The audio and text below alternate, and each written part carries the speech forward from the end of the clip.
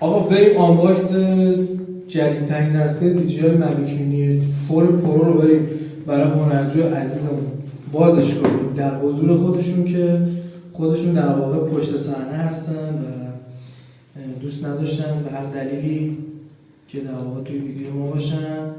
ما به خواسته شما احترام میذاریم عزیز دلم، کارمون قشنگه، ما کم روی میکم تو مردم داداش فردات بشم، ولی ماشاءالله خیلی خوب داره یاد میگیری. انشاءالله که همینطوری بیایم جلو. استاد ما که شما باشی دورت بگم یه چیز هیچ غمی نداریم.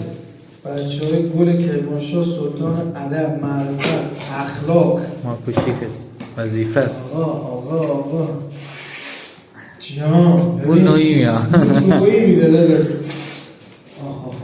بارکودتی دارش اندازه که 10 تا کام گول مالی جوانو بگیری این بدال میده. این بوها داشت تو زندگی تکرار نمیشه.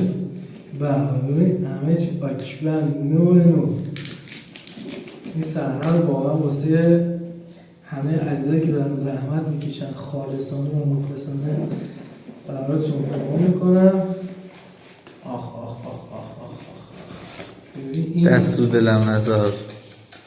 بعد ببین جدیدشه، این همون کنترل درجه. این کنترل جدید. دقت رو گفتم کنترل. آره آفرین دیگه نگفتی. آره اسم اینم بازش بکنیم. خب دوست عزیز دلم این رادیو کنترل اسمارتشه و دیگه نیازی به اون موبایل دیگه نداره که حالا همیشه یه موبایل درگیرش باشه. یه چیز در کار نیست. حاجی خیلی خوبه، اصل جنسه. ببین اندازه 2 سوت شیشه قشنگ تو رو میگیره.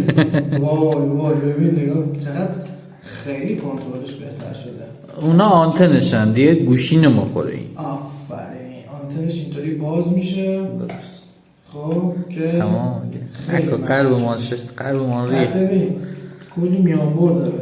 این سر استیکاش هم اینجاست داداش، اینجوری میبندی اصلا نگم برات خیلی خفنه. خب این از این اصل داستان. اصل جنس. ببین یه چیزی میگم یه چیزی میشنوی. جان کاش که میشد اودکلون اینا رو درست کنن. اگه عطری اودکلونی چیزی میشد اینو درست کنن داداش ناموسه حلالت. ماشاءالله داداش این معنی است. وای بعد ببین داداش گلم این دوربینش تازه اینطوری میچرخه از این زاویه، یعنی مثل موبایل دیدی میچرخونی آره فیلم میگیره. خیلی خفنه داداش دیگه. با این برو کار سینما انجام بده دیگه اینجوری بده.